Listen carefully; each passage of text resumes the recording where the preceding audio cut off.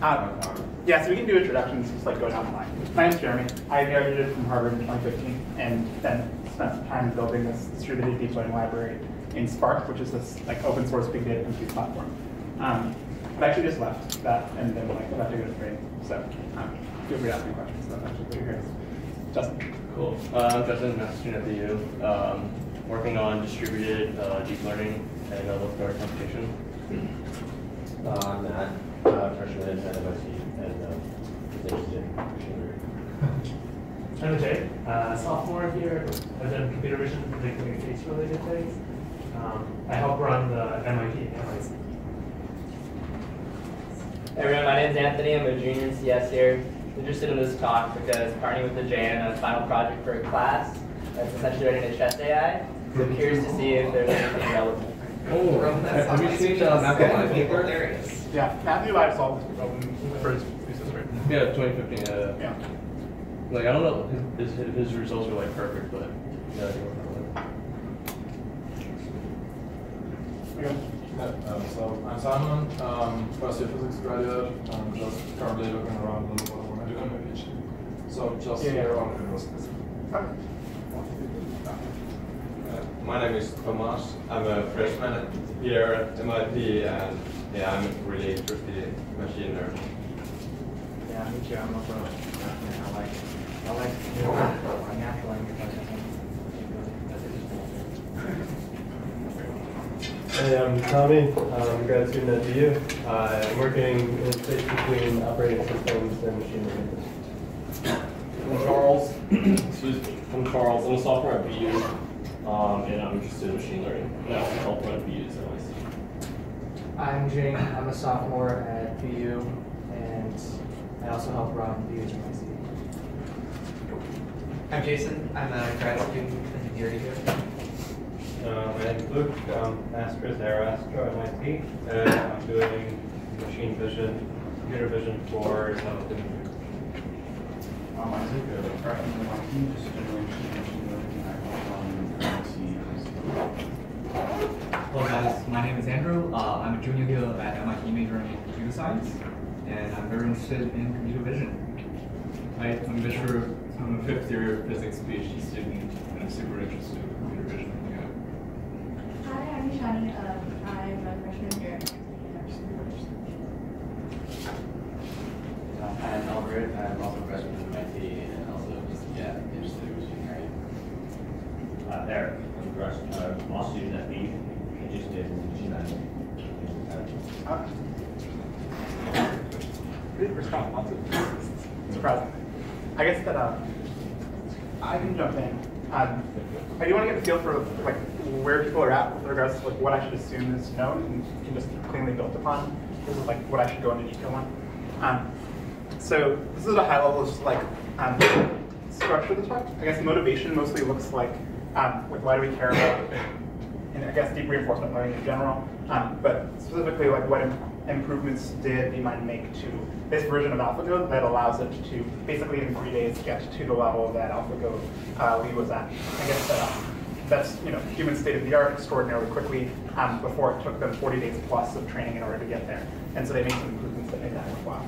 But I'm going to spend a decent bit of time talking about like sort of components that may or may not be well known. So it's like everyone here know what convolution is, or I guess like yeah, probably sure. Like I'm going to build on top of convolution, so I might like go into like a little bit of detail. We can also treat it as a black box. But basically, like going from a straight up convolutional neural network to a residual network, which actually contains convolutional layers, is one of the like major distinctions between this basically like policy and value network and the policy and value network that was used in the original AlphaGo. And so like the details of how that architecture like does a better job of modeling the structure of the images that, well, I guess in this case we're treating the board as an image, but does a better job of treating the board state. Like that's fairly important to its improvement. I'm going to go into differences, so I guess at a high level, these are sort of like 5 major differences, and this like new reinforcement learning algorithm is going to take up like a majority of the talk just because it's where a lot of the value as far as improving the speed of training is improving this, as well as improving the smoothness of training is concerned. Basically, self-play is just the step of having basically an agent that has a network that generates a policy, which is the actions that you take given a state of the board in Go. And you talk about Go a little bit. Basically, self-play will be that agent playing against itself, and through basically having slightly different variants of itself play one another, and then basically adjusting the weights to prefer the actions that are taken by the superior network, it'll improve itself across time. There's also supervision in the original version of AlphaGo, and so basically they trained on a ton of human experts, and those human experts created a classifier that allowed it to basically like simulate playing like a strong human. Here they start from scratch. So this is like one of the major differences that we'll talk about in more detail. Certainly, like only the stones are inputs. So I guess we should talk a little bit about Go. So has anyone here played Go? Okay, cool. Wow. Okay. So I'm not going to go into tons of detail about the game. I guess there's a high-level notion that you want to capture space, and the way that you capture space or capture territory is by coordinating it off on the board. You can also capture your opponent's pieces, and you capture their pieces by surrounding them. And so you and your opponent will take turns sequentially placing stones in ways that you intend to surround your opponent or to take space, and at the end of the game, you evaluate who has captured more space on the board, and that determines who wins. But frankly, like a lot of the games end up in a state where both players realize that one of the players is going to win, so they resign. Which saves a lot of compute. You can go over that. But basically, in this setup, there are a number of patterns that you'll see in the game, and what the process of teaching someone to play Go looks like is showing them what patterns exist and how to take advantage of those patterns in order to improve. And so they actually hard-coded a lot of those patterns into the input of the original AlphaGo.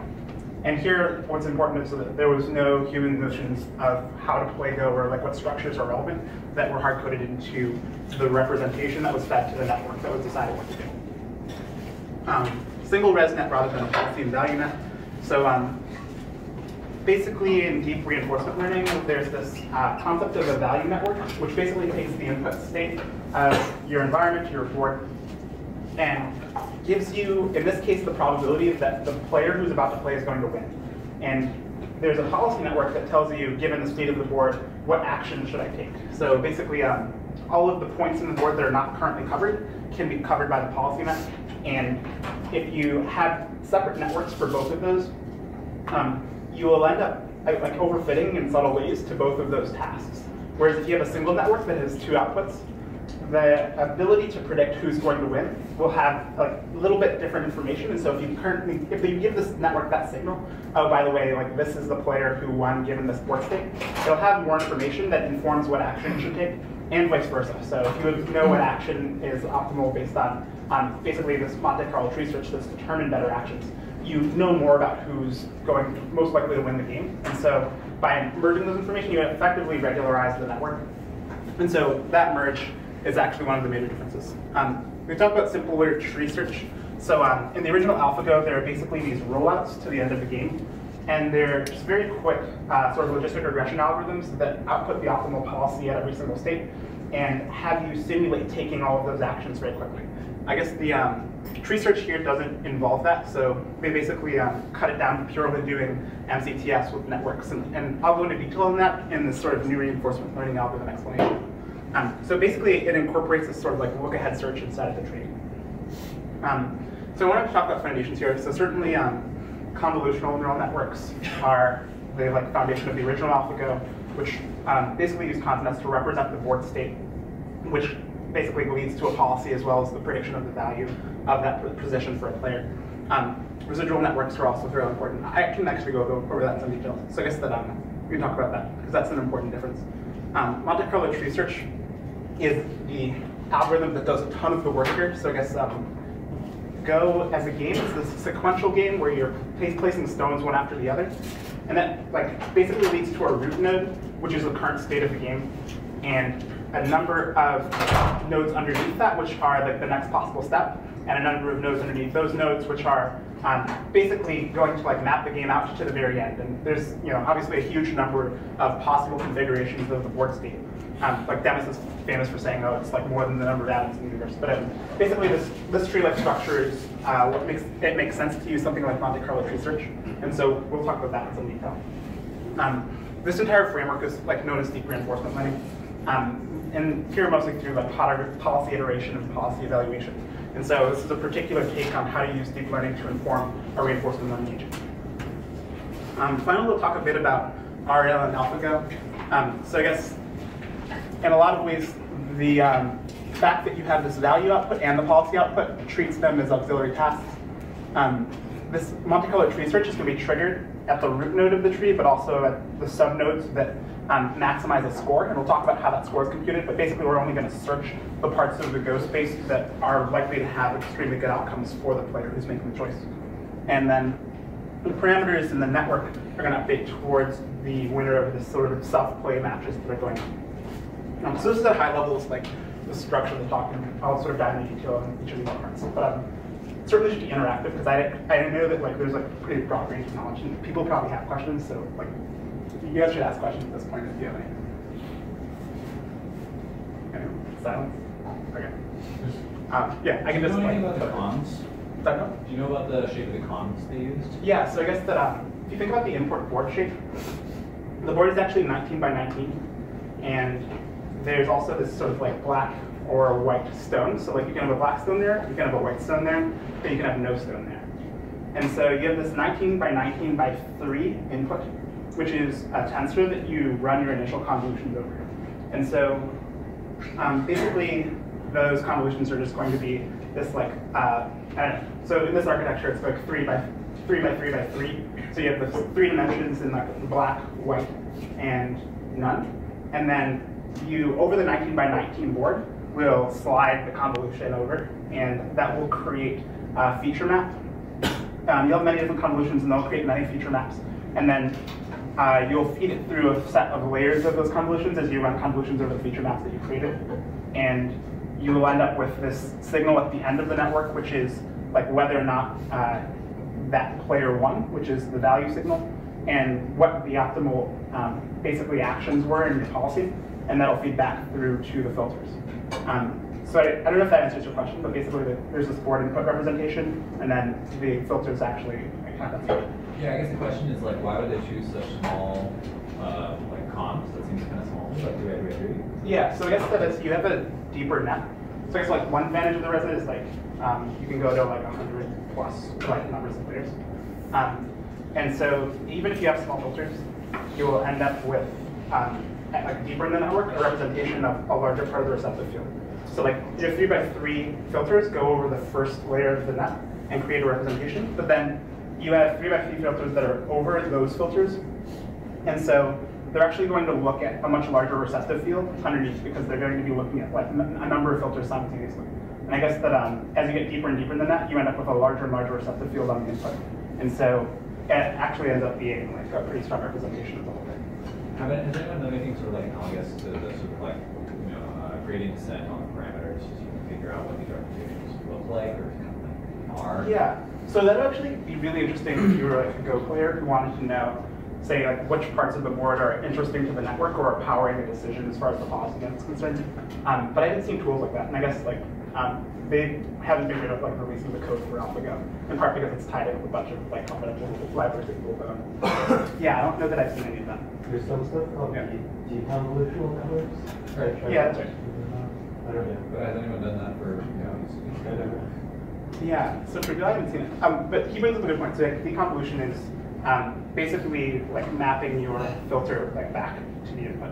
It can create really beautiful representations. I guess like there's this paper by Zeeler and Fergus. They actually won ImageNet in 2013. But they like show basically images of the representations at different levels of the network, and you can watch it sort of like hierarchically learn the structure of the input data, which in this case was ImageNet. So that's a good point. Can you talk about how they deal with the edges of the rule? Like, is there something about Go that's like, conducive to using complex? Like, do they formulate what kind of rules they use at the edges? Yeah. So I guess that it's like a classic padding situation where like you can start your convolutional filter at the like, corner of the 19 by 19 board, but you might miss out on some structure because there's basically like in every single other, so like in all the internal points on the board, you'll have filters like run over it at multiple places, whereas at the edges of the board, will only have one filter on it. And so one thing you can do is pad it and like have like this extended version of the board with zeros on the outside, so that you hit every single point on the board an equal number of times with your filters. That said, I don't know what parameter they use for padding. That said, it's like usually not actually that important.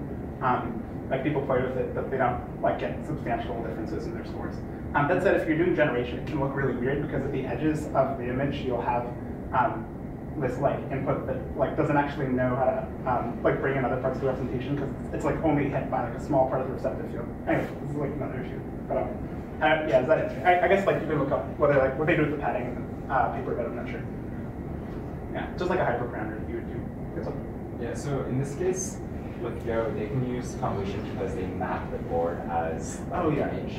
But are there any other domains where you can use convolutions, or is it pretty much only when using like input data that kind of looks like an image? So if you like, clarify kind of looks like an image, the answer is like kind of yes. So I guess convolution has a structure to it.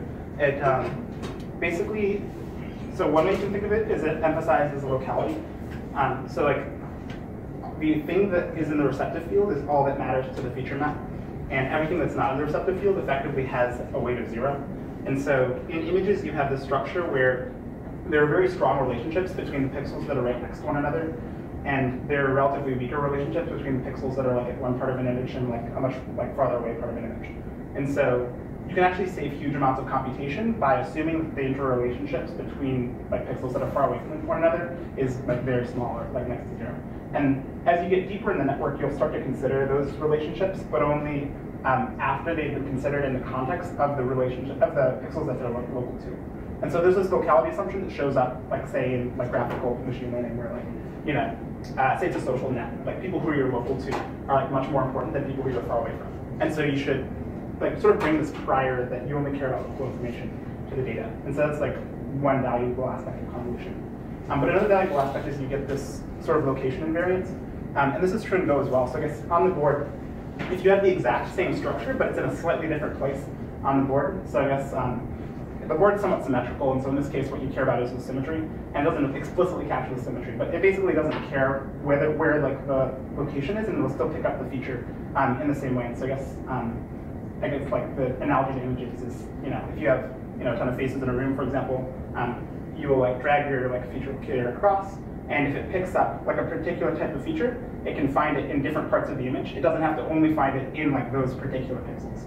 And so convolution also gives you this invariance to translation, which carries over to Go somewhat. Because like if you have the same orientation of pieces, but like like shifted over or shifted down, you want to like be able to map those to one another, and so save yourself like a ton of computation time. So are convolutions used elsewhere other than like images and like Go? Yeah, so they're used in natural language processing, and like Facebook has a really high quality, very fast, like runtime fast use of convolutions for like machine translation. It's used in audio processing, which has the same sort of like locality structure. Like the things that are close in my sort of stream of words are more relevant to one another, and you also want that translation invariance. Like you don't care where in the audio stream you heard a word, you want to be able to detect what it is.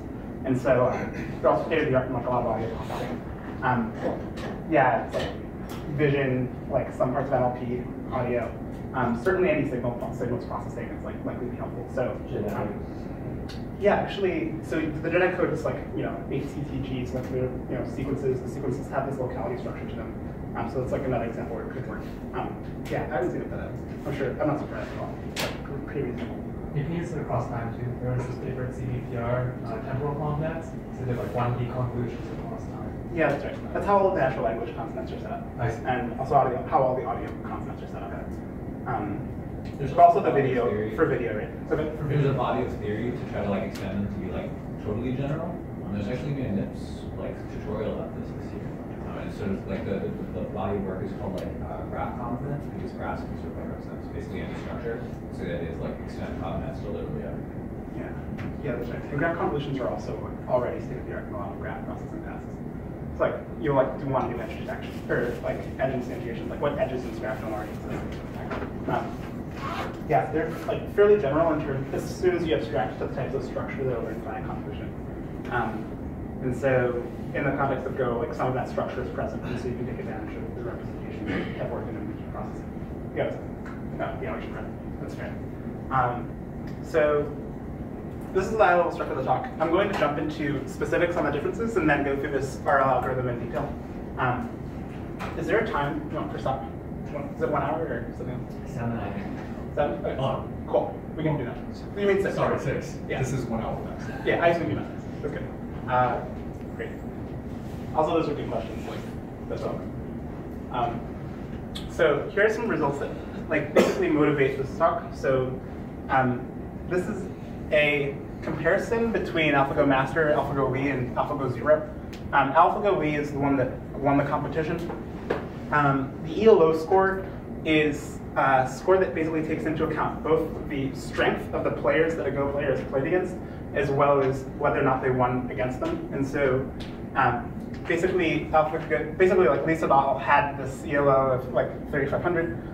And in the Go community, most of they use Don and like number of Don that you are to represent your score. But they tried to match it onto this rating system, which is like more similar to something that you'd see like in chess or a lot of competitive dynamics where you want to figure out where people are against other people. The really impressive thing is getting to the level of AlphaGo Wii in about 3 days. So I guess this AlphaGo Zero was trained on 4 TPUs, and so it's like a relatively small amount of compute, and they very quickly got to an extremely high level. AlphaGo Wii was trained on some 248 GPUs or something like that. And AlphaGo Master was on 48 TPUs. AlphaGo Master is this algorithm that was released in about January of this year, and it went 60-0 against some of the best professionals online. So I guess that algorithm basically takes the reinforcement learning architecture that I'll show you here, but also incorporates human training data. So basically they still take like some 35,000 games and initialize AlphaGo Master with the play of a strong amateur, effectively. And so in playing games between AlphaGo Zero, which has no human knowledge embedded in initially, and AlphaGo Master, they ended up sort of beating Master 89-11. So it wasn't completely decisive. Obviously against Wii it was 100-0 because the differences are dramatic. But basically this will show you the sort of scores of these against one another in terms of ELO. And the raw network there is just the pure policy network, not improved by Monte Carlo tree search. I'll talk to you a little bit about how MCTS actually improves the quality of the policies. But the ELO rating of that is about equivalent to AlphaGo Fan. So initially they beat a European Go player. And this AlphaGo Fan is the sort of policy policy that they use to play that player. Ideally, you would do away with Monte Carlo tree search, but Go does have this sequential structure that's not clearly captured by a continent. You need some sequential algorithm, and you can do a continent through time, but it's not trivial to replicate that tree search structure. And so this is just how the raw network performs if you just output whatever the policy net says you should do without doing any Monte Carlo tree search. So self-play is the only thing that AlphaGo Zero uses in order to improve. So there are about 30 million positions in the KGS Go server. So that's the server from which they took the data that they trained the original AlphaGo on. And they gave it tons and tons of expert moves and actually blew away the state of the art in terms of predicting expert moves. So prior to the original AlphaGo, the state of the art was about 45%. Where the question is can we predict what the expert will play given the state of the board? And they pushed that all the way to 57% when they integrated all of the features that they had sort of hand designed. So for example, Go will have the situation where you and your opponent are competing for territory, and you have this ladder where you play in a sequence over and over again and end up in an end state that is really bad for you, and the ability to detect that can be difficult for just a straight up policy net, so they'll say hard code that, and that'll be one of the features they have.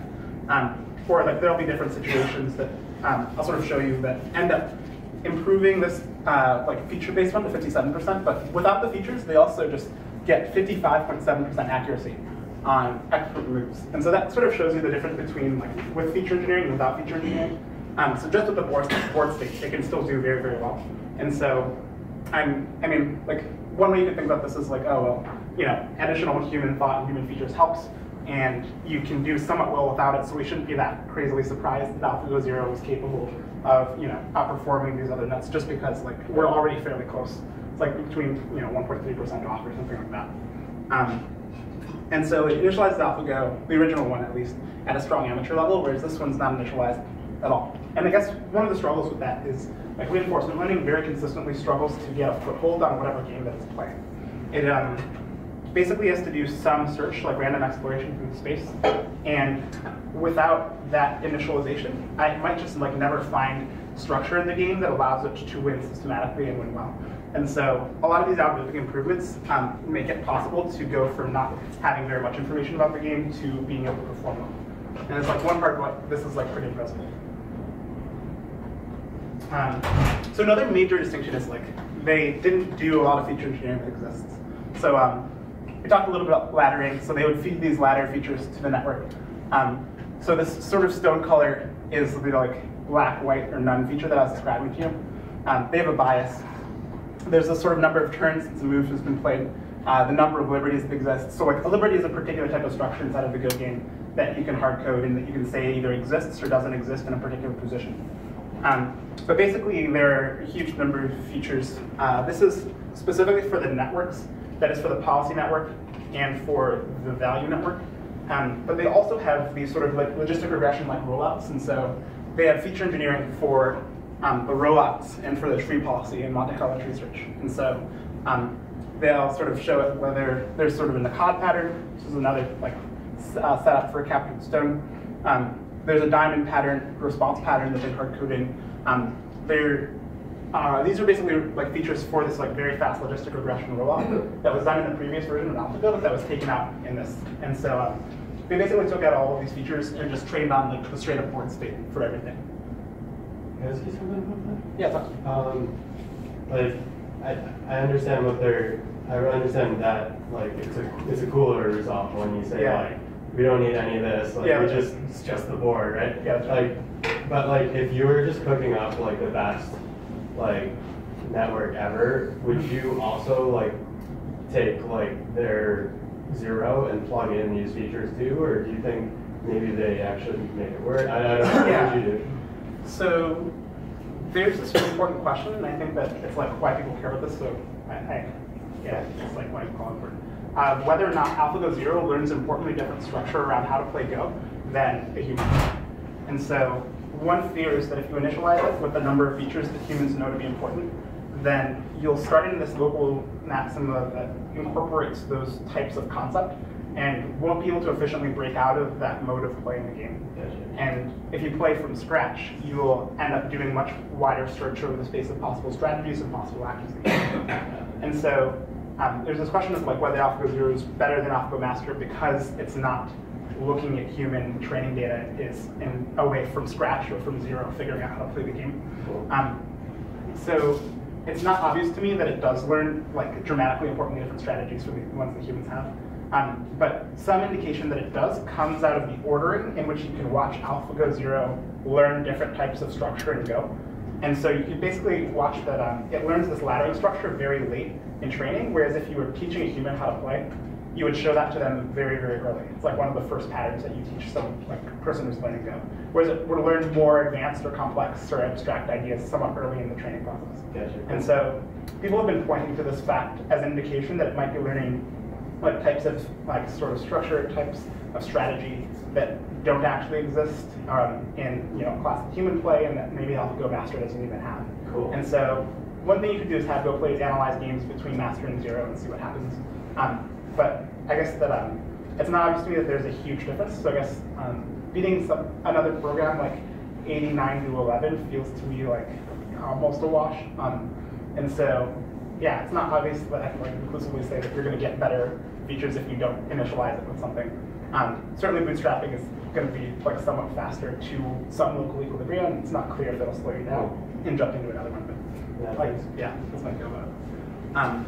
Question, if you do like reach that local equilibrium, what are ways that you might jump out of local equilibrium? Yeah, so how do you jump out of local equilibrium? So one answer is you enhance exploration, and basically another program will take advantage of or exploit any weaknesses that you have, assuming that it can like find them. And so I guess there's this tau parameter, which basically is going to modify the weight that you put on basically how many times you've tried a state or seen a state action pair in the past. And if you enhance the amount of exploration that you do, you'll do a better job of basically taking advantage of the weaknesses of the local equilibria that you fall into.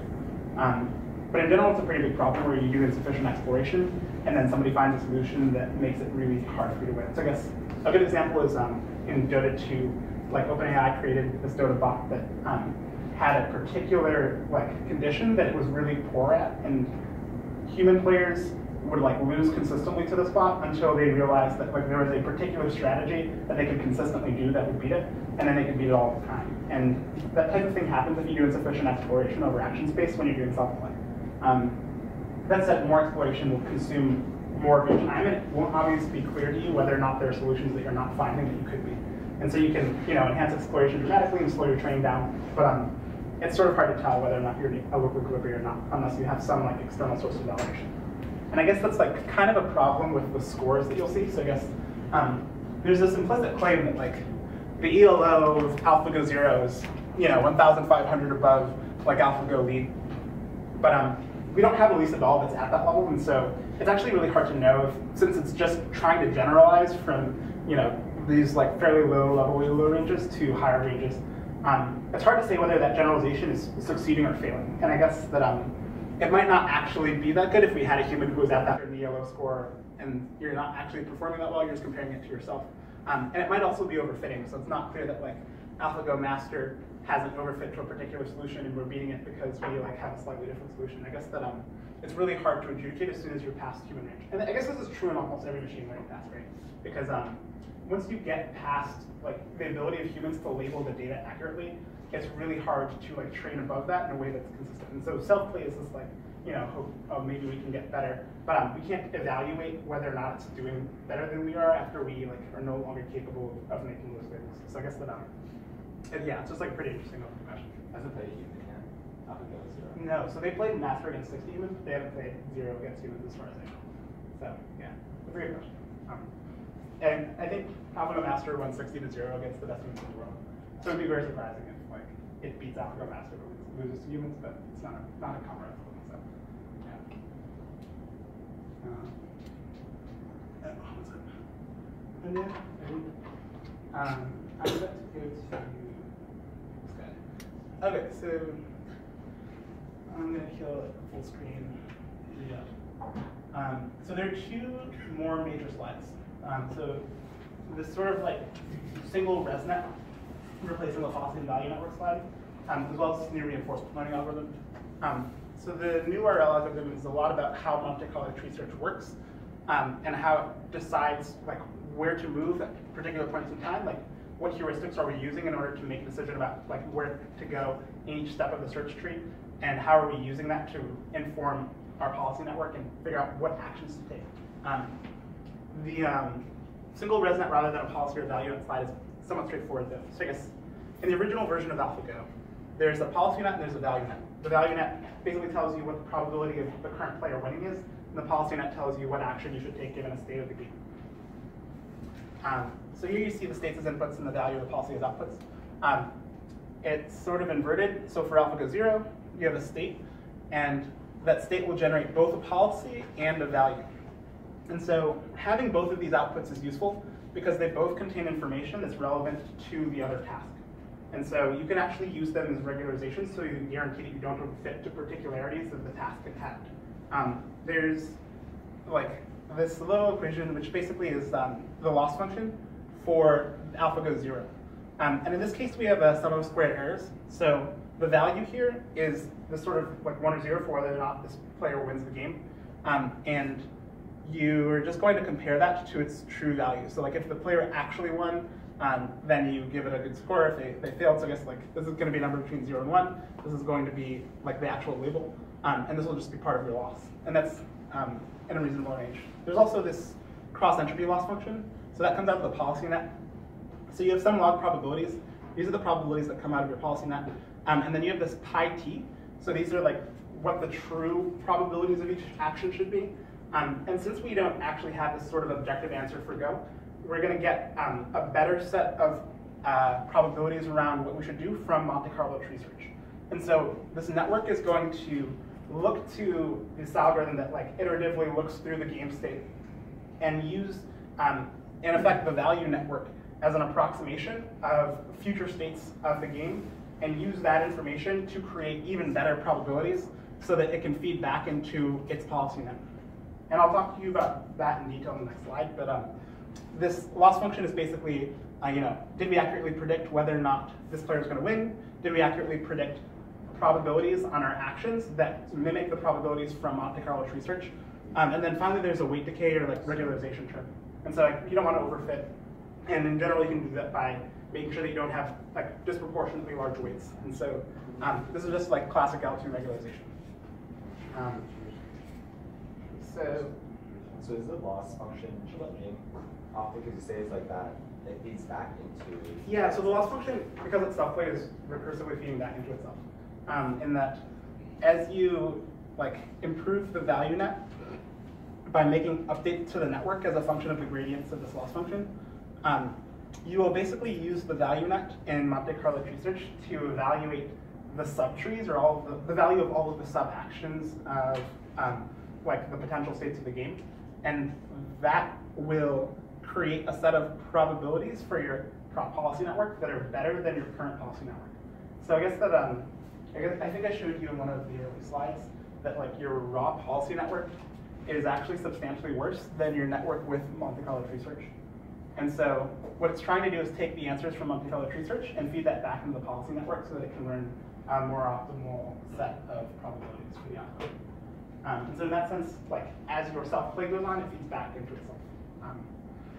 Yeah, that's fair. Same thing with this like value score. I guess that you will get better estimating the value that is like given a state, like who's likely to win as you see more and more games. And so that'll also be good. But the label doesn't actually change. It just knows who won or lost. Can I ask you one more? You have like one you have like V1, V2 for every state in the game? Yeah, that's right. You only get one Z at the end? Yeah, exactly. And that Z is going to be in every single like state action pair. So like you'll have, this is what my state was, here's the action that I took, and here's whether or not I won the game. Okay. So do you do a gradient update on each one of those? You sample uniformly from a number that you see across time, because there are just way too many to use all of them. Basically, you'll go back over the state action pairs in self-play and take some like proportion of them to serve as gradients for your network. And those labels, are just going to come out of like the actual end state of the game for the value net, and out of Monte Carlo tree search for the set of probabilities for like what your policy net should do. Cool. Yeah. So this is the last and like somewhat heavy slide. Basically, this RL algorithm is what enabled the ability to learn from scratch, certainly, but also this sort of like smooth learning trajectory. So basically, MZTS is going to be run at every single like move that you make. So you'll have this like AlphaGo agent that's playing a game, it takes an action. As soon as you've changed the state of the game, it'll run Monte Carlo tree search, which will look at sort of three important factors. So one factor is I'm in some state, like the board is in some state, and the policy network is giving me some prior probabilities on what actions that I should take. So you just run the policy network on the state of the game in order to get those probability outputs. And so that's P, the state and action pair in this case. So basically, you'll have this root node, just the current state of the game, and every edge leads to a new state of the game, and those edges all correspond to actions that you can take. So basically, all of these edges have this prior probability associated with them, and also have some number of visits. So basically, you'll have this tree that'll constantly be searching the space of options, and it'll consistently go down places with high prior probability and places that have high value as determined by the value net. And so you're much more likely to consistently search a route that has lots of potential underneath it that is likely to be played than something that's not likely to be played. And so the number of previous visits also allows you to sort of point at exploration. So I guess you want to like go away from things that you've seen too many times, and so this will also allow you to heuristically like explore the space of possibilities, taking into account both like how valuable is it, so like what's the values determined by the value net as well as determined by the policy net, but also like what have we not seen before, so that we can make sure we don't fall into some local equilibria that can be taken advantage of. So this third bit of information that it cares about, the value of the state action pair, comes out of the subtree. So I guess all of these, so I guess you have your root node, you have all of these edges that are potential future states of the game, and then at those future states, there's a subtree behind them of the most valuable states that are underneath it. You can run your value net on those states, and in averaging the value net of the states that are underneath a subnode, get this estimate for the quality of that subnode. And so the value of the state action pair is determined by the mean value of the subtree underneath the node that you've explored. There's an exploration process that depends on the quality of the position. So it's only going to look at the parts of the subtree that pass its standards as far as the number of visits and the prior probability is concerned. And so the search under that subtree is biased towards the things that you would actually do, as opposed to like random actions that could happen in that subtree. So basically, these are the three inputs to your decision for whether or not you should explore another node. It's like, what does my policy net say I should do? How many times have I seen it before? What does my value net say the value of the subnodes under that is? And so this just formalizes that. So the simulation starts from this root node and then selects the move.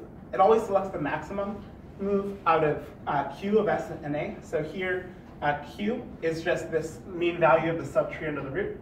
QSA is this mean value of the subtree of the node. And then there's this U of S of A. So given a state in action, what does the policy net say that I should do? So that's this sort of prior probability from the policy net. And how many times have I visited that state? So you're going to divide by 1 plus the number of times you've seen that state. And this composite score gives you basically what they call a confidence. And that confidence score is going to determine what am I going to search in Monte Carlo tree search next. So basically, you'll find the one that has the maximum value, and now you have another node that you've selected, and now you're going to be considering edges that come out of that subnode and that subtree. And you can run this continuously to the end of the game, so there are a few end conditions. One is when you resign the game, so if the value net outputs a value that's sufficiently low, you know you've sort of like reached the end of the game, and you call that a resignation. There are also like literal end states of the game. So I guess once you've passed twice in Go, the game ends. But also once like all of the spots on the board have been covered, the game ends. And so once you hit one of these end conditions, you end MCTS. But basically, this simulation will continue until like the point at which it gets cut off. And you will basically get some new search probabilities. So basically, you're going to use these three. You're going to continuously search the space. You're going to take an action after you hit the end. But you also want to update your policy network and update your value network with what you've learned by traversing the states of the game using MCTS. And the way that you do that is that you take the number of previous visits and realize that the number of times that you visit a state is going to correspond to the value of that state. And that's because inside of this, when you're choosing a path to go down, you're constantly looking at the probability that the policy net outputs as well as the values underneath that subtree. And so when you search the space, you end up consistently going down routes that are valuable and consistently not going down routes that aren't valuable. And so since you're running this many, many, many times, you actually end up with a nice heuristic, which basically lets you update your policy network's labels. So like, what are the best probabilities with this, and it's sort of cut off, but basically with this normalized version of the number of previous visits to MCTS. So if you want to know what the map looks like, it's just going to say, take the number of previous visits and divide by the sum over like the number of visits over all of the states. So it's just like the softmax except for the number of states. And so that will feed back into what we saw on the last slide. So that feeds back into this pi of t. So we're going to look at the average of the number of times that we've seen the state in Monte Carlo tree search to improve our probabilities that will feed back into the policy net through this loss. We're going to look at who actually wins the game once we finish the rollout, and that will tell us basically whether or not we accurately predicted who would win in our value net or not. And that will improve the probabilities that are output by the policy net and probabilities that are output by the value net. And we will play many, many, many games and continuously improve both of these networks using one another to make decisions. And then there's randomness obviously built into it through certainly a heuristic around the number of times that you visit a state. So I guess like we're dividing by this here, and this gives us basically exploration, as well as this tau parameter. So this tau parameter basically says that I want to like emphasize exploration more or less. And so you can increase the weight that it puts on the number of times that it's seen a state, and that gives you more or less exploration. But that was a lot, so you guys should like jump into questions. Or you all got it. You can all go code up to AlphaGo. Okay. So. Yeah, so it's just like high-level RL and AlphaGo 0. So basically the network has this auxiliary task, MCTS is triggered each move, and the parameters update to the winner of the self-managed play. So that's the end of the presentation. I don't know if you guys have anything else. So for the auxiliary task, do they show the network weights up until the last layer? So they share network weights until the last, at which point they branch into the regression output, which is just like your value net with like sum squared loss and policy net. So yes. And are the gradients weighted in any way? So there's no weighting on the loss function. That's not an unreasonable thing to do. So like there's this question, I guess he's saying, so you could have like, alpha times the value net's output plus beta times the, policy net's output. And you could say, okay, like this value net is way more important. Let's like have a like large coefficient on it. Yeah, they happen to not do that. I mean, it's normalized. So I guess if you think about it, it's currently like basically evenly weighted in that your like sum of squared errors. So this is going to be 1, and this is going to be a probability between 0 and 1. And this is going to be, well, 1 or 0, and probably between 0 and 1. This is going to be basically normalized log probabilities. So those are all going to be between 0 and 1. And this is going to also be between 0 and 1. And so you already basically have this sort of equivalence between them inside of the loss function. Certainly your like regularization term is coming out of weights that are initialized, probably Colero initialization. So they're already going to be like fairly small values close to 0.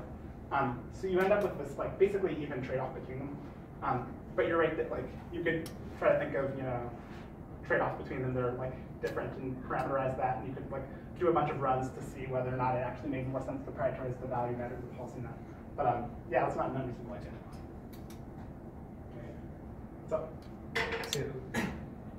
how do you know that your estimates of pi are going to be sufficiently good to actually have this training start actually happening? Yeah, I mean, empirically it works. So I guess the question is like, what are the actual outputs that the policy net should give you? Roughly, how deep are your Monte Carlo research is? Are they always to infinite? Or how deep do they tend to be, I guess? Yeah, so it's somewhat heuristic. So I guess certainly if you're like late in the game, it'll be like way less deep. I think that there are heuristics that you can build in that like might let you cut it off and take actions faster if you're actually in the like performance context. So I guess if you know that you're going to like have to take the action in some amount of time, you don't want to search the entire space. But you will already have like that like best possible action in front of you up to that point. And so I guess like you're just evaluating the value net at like different subtrees to like slightly update your probabilities. That said, like you're doing self-play, and like all of the points in the game are valuable to learn about. And so since you're learning inside of the training loop, running it to the end doesn't actually like cost you anything, since like you need to do the learning anyway. So it's not as if you're at test time where like you just want the answer quickly. You actually want to like sort of search out all of the possibilities and just learn about those possibilities as much as possible. So I don't think it's actually bad to like search the entire space, because you're also like only taking the maximum action at each step, so it's likely to actually follow those paths. So it's not unreasonable. So, yeah. Any ideas when these estimates will or won't be good? Will? Oh, so I guess like when will this work or not work? It works in AlphaGo. Yeah, that's a fair question. So I guess there's lots of reasons there why are a lot of really strong conclusions. conclusions. Oh yeah, no, it would never work in StarCraft because you like don't have complete information onto the game state. It's not sequential, so you can't run a tree search. Close to continuum branching factor. Yeah, well, yes, and like time is continuous. Yeah, I mean, the number of steps is just absurd. And you, yeah, don't get clean information about like which actions to take. You can take actions simultaneously. Like your opponent's going to be like, yeah. So and there are like signals other than just like winning or losing. Yeah, I expected there to be more complicated. There's this self-play assumption that's pretty important as well. So like there are a lot of contexts where you can run RL, but you don't have the full simulator for the game. Like I guess that's pretty important. I guess you can only do this if you can actively simulate the world, and that just doesn't exist for a lot of environments that we care about. People are creating robotic simulators and trying to do transfer learning. Yeah, all those contexts I think a lot works. And incomplete information is pretty damning. Yeah, if you don't know the state of the world, it's hard to input the state to a network. And you can input this incomplete state that figures it out, like they do this in Dota. And it kind of works, so we'll see how long it goes. So they don't do it on CTS. It's like just using a network and hoping its policy is good enough. If it were a different game where you had something like a hexagonal grid, how do you think you should represent your input? Just like pad zeros and make it rectangular? I mean, you could just increase the dimensionality. Sorry, what does a hex look like in hexagons? Why couldn't you do hexagons? Yeah, you can do hexagons. You can do hexagons. You can't just do that. Why not? Can't we super sample and approximate it using a grid? I mean, that's super inefficient, but.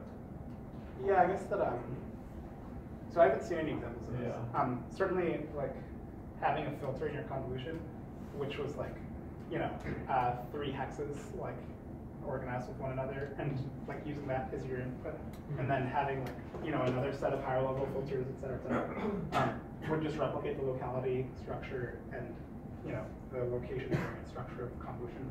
So that'd probably just work. You could also zero things out, like somebody said. And that might also just work. I guess that'd be kind of awkward then. Do you have a particular game that you're trying to simulate?